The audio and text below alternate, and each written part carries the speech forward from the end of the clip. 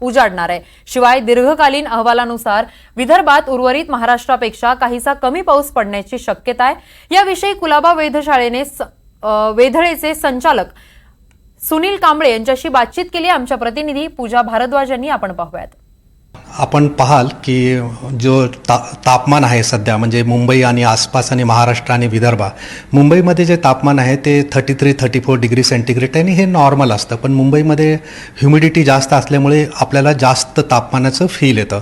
त्याचप्रमाणे मध्य महाराष्ट्रामध्ये जर बघितलं तर तापमान 38 ते 40 डिग्री सेंटीग्रेडमध्ये आहे आणि विदर्भामध्ये थोडंसं तापमान जास्त आहे। विदर्भामध्ये म्हणजे आपण सर्व डिस्ट्रिक्ट वाईज बघितलं तर 42 to 44 डिग्री सेंटीग्रेड तापमान विदर्भामध्ये आहे। आणि जर आपल्याला पावसाचं बघायचं असेल तर पाऊस अंदमानमध्ये ऑलरेडी दाखल झालेला आहे 19 तारखेला आणि आज 27 तारीख आहे, तो बे ऑफ बेंगालमध्ये सरकलेला आहे आणि 31 तारखेपर्यंत 31 मेपर्यंत पाऊस केरळामध्ये येऊ शकतो आणि एकदा पाऊस केरळामध्ये पोहोचल्यानंतर आपण बघूया त्याची प्रोग्रेस कशी आहे, स्लगिश आहे, ॲक्टिव्ह आहे, त्याप्रमाणे आपल्याला कळेल की नॉर्दर्न लिमिट म्हणजे महाराष्ट्रामध्ये किती दिवसामध्ये पोहोचू शकेल।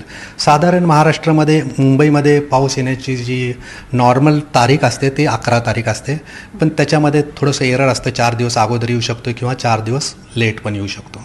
पॅटर्न क्या होगा सर बारिश का? आणि ह्या वर्षी जो आपण मान्सून प्रेडिक्शन केलेला आहे तर सामान्य जो पाऊस असतो नॉर्मल की आपलं एक समजा मुंबईमध्ये 2300 मिलीमीटर्स वर्षाला पाऊस व्हायला पाहिजे, त्याच्यापेक्षा जास्त होण्याची शक्यता आहे आणि त्याचप्रमाणे पूर्ण महाराष्ट्रामध्ये सामान्यपेक्षा थोडासा अधिक पाऊस होण्याची शक्यता आहे। विदर्भ में सर किस तरह से पैटर्न रहेगा? विदर्भामध्ये थोडंसं डिफिशिएट पाऊस होण्याची शक्यता